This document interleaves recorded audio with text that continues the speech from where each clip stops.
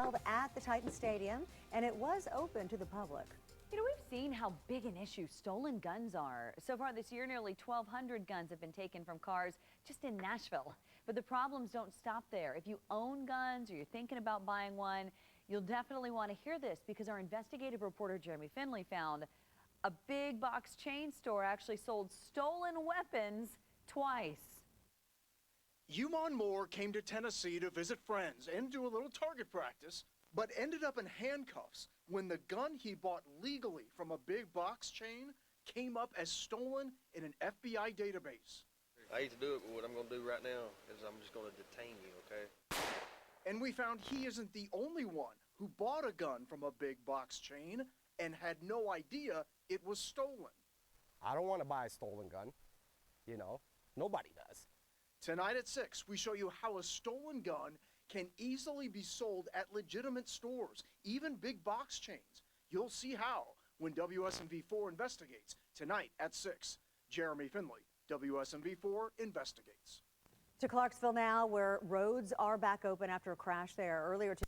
And Yumon Moore, a legal gun owner from Minnesota, will go from target practice I hate to do it, but what I'm going to do right now is I'm just going to detain you, okay? to being handcuffed by a deputy. The reason? Even though Moore legally bought a gun from this box chain store in Minnesota, turns out it's stolen.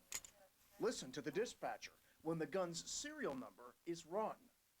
40 cal Springfield coming back stolen. So wait a second. How can a stolen gun be legally sold from a big box chain?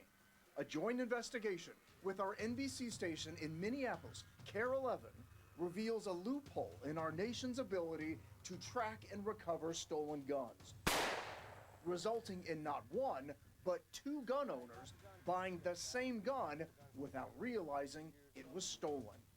Did you assume that when you bought a gun from a legitimate store that it was background checked somehow? You assume so. You think so, you know. I don't want to buy a stolen gun. You know, nobody does. To understand, you have to follow the trail of the stolen gun. Investigative reporter AJ Legault found the .40 caliber was actually stolen from Arizona in 2013. In 2020, this man, Gilbert Martinez Rivera, bought the same gun from Shields, a big box chain store in Minnesota. He then sold it back to that store. Did you have any idea that that gun was stolen? No, not at all. No.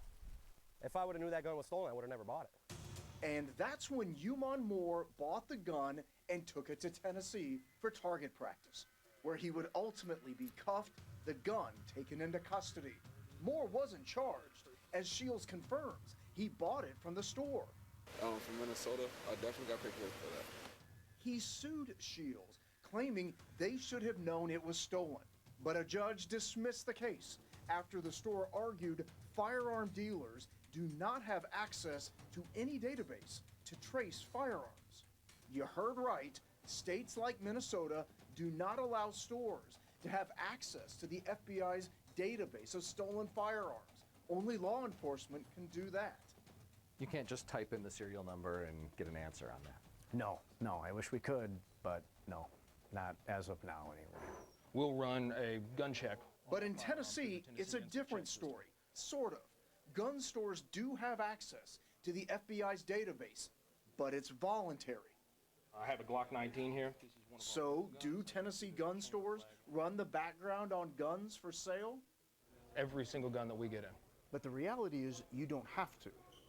I don't believe we have to, as far as law goes. It is our store policy that every single used gun will be ran. What Yumon Moore went through exposes holes in how guns can be stolen and then sold legally in our country.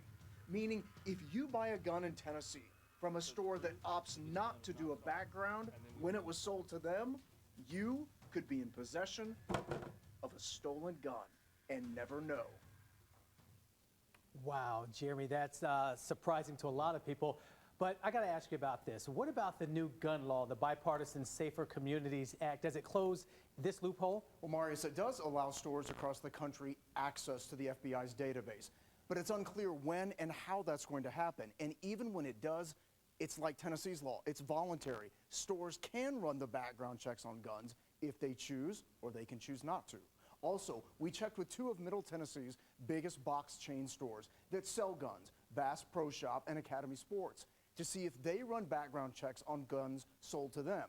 We are still waiting for their answers. And if your gun is stolen and you don't report it, remember, you're only making the situation worse. Marius? Wow, a lot of people should be concerned tonight, Jeremy. Thank you. Metro Police says more than 70% of all guns reported stolen this year were taken from cars. So far, there have been nearly 1,700 guns stolen in Nashville. Last week alone, there were 20 guns reported stolen from cars and trucks, and drivers are making it easier for thieves. Police say most of the thefts are from cars that are unlocked. We've got new details tonight about a hit-and-run investigation in Clarksville. Police say